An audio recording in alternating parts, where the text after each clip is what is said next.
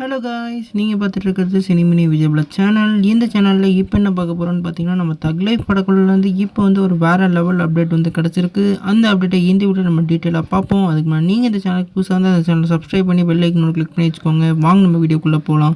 நம்ம தக் லைஃப் வந்து நம்ம மணிரத்னம் டைரக்ஷன், நம்ம கமலஹாசன் சார் வந்து லீலோவில் ப்ளே பண்ணுறாங்க. இந்த படத்தில் வந்து நம்ம ஏஆர் ரஹ்மான் அவர்கள் மியூசிக் பண்ணியிருக்காங்க.